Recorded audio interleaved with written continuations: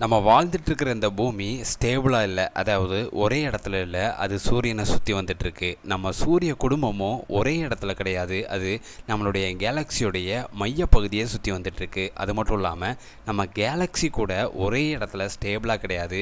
அது நம்ம பிரபஞ்சத்தில் பயங்கர வேகத்தில் மூவ் ஆகிக்கிட்டு இருக்கு.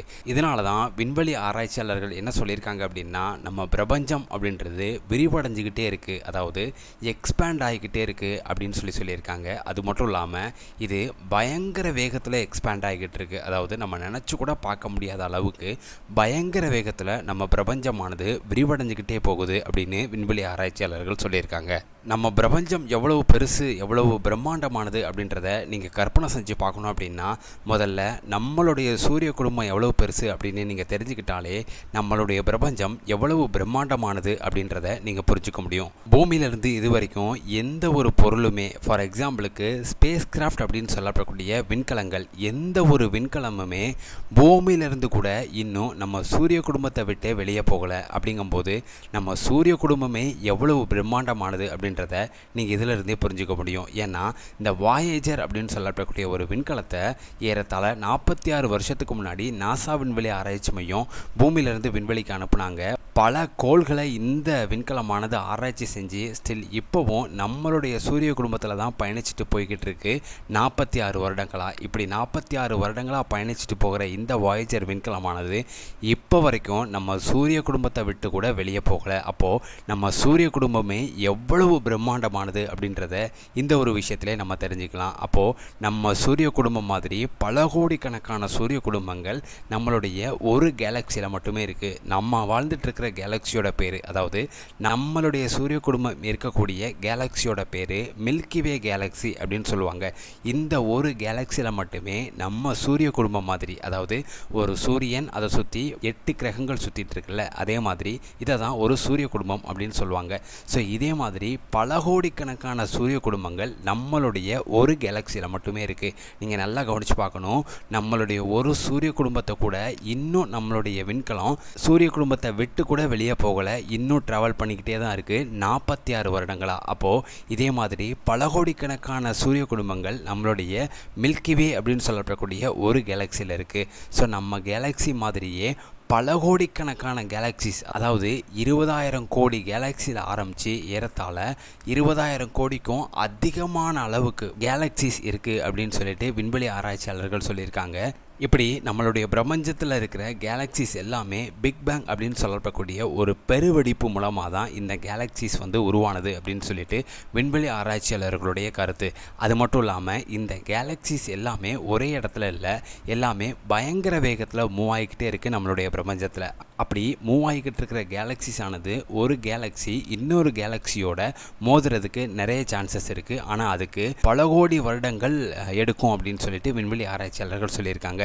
நம்மளுடைய மில்கிவே கேலக்சிக்கு பக்கத்தில் இருக்கிற கேலக்சியோட பேர் ஆண்ட்ரோமேடா அப்படின்னு சொல்லுவோம். ஸோ இந்த ஆண்ட்ரோமேடா கேலக்சி தான் நம்மளுடைய கேலக்சிக்கு பக்கத்தில் இருக்குது. ஸோ இந்த கேலக்சியும் நம்மளுடைய கேலக்சியும் கிராவிடேஷனலாக ஒரு பாண்ட் இருக்குது. இந்த ரெண்டு கேலக்சிக்கும் ஒரு கிராவிடேஷனலாக ஒரு பாண்ட் இருக்குது. ஸோ இந்த ரெண்டு கேலக்சியும் கொலைட் ஆகிறதுக்கு நிறைய சான்சஸ் இருக்குது.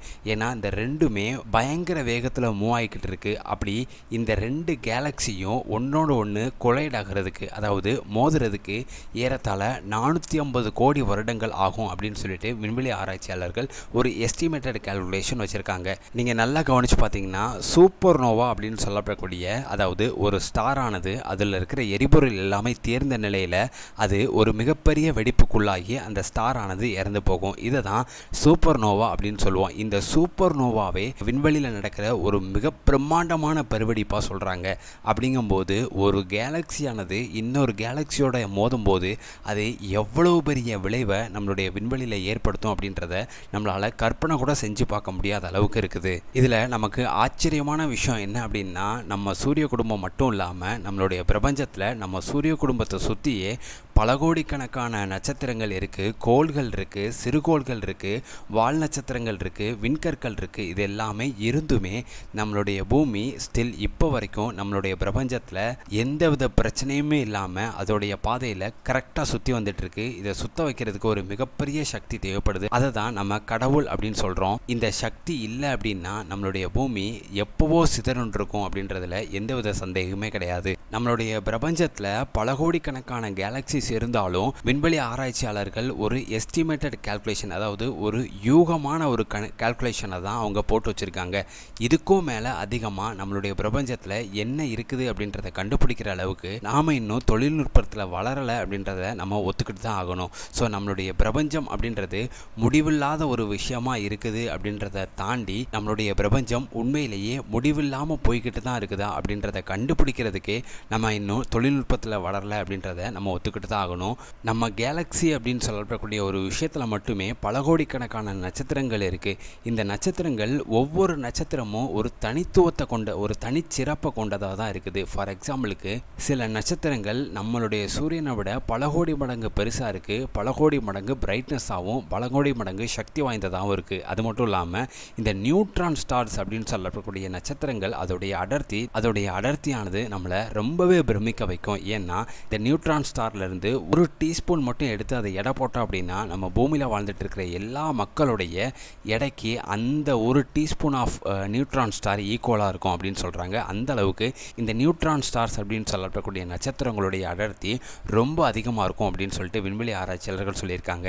அது மட்டும் இல்லாமல் நம்மளுடைய விண்வெளியில் பல கோடிக்கணக்கான நட்சத்திரங்கள் இருந்தாலும் கூட நம்மளுடைய விண்வெளியானது இருட்டாக இருக்கிறதுக்கு என்ன ரீசன் அப்படின்றத நாம் ஏற்கனவே ஒரு வீடியோவில் போட்டிருக்கோம். ஸோ விண்வெளியில் நாம் தெரிஞ்சுக்கிட்டது 0.0001% தான். இன்னும் அதிகப்படியான அளவுக்கு நம்ம விண்வெளியில் தெரியாத அதிசயங்கள் நம்ம விண்வெளிக்குள்ளே ஒழிஞ்சிட்டு தான் இருக்குது. ஸோ இதை பற்றி அடுத்த வீடியோக்களில் விண்வெளியை பற்றின பல சுவாரஸ்யமான விஷயங்களை நான் உங்களுக்கு சொல்கிறேன். அது வரைக்கும் நம்ம தெரிந்து தெளி சேனலோட இணைந்திருங்க. நன்றி.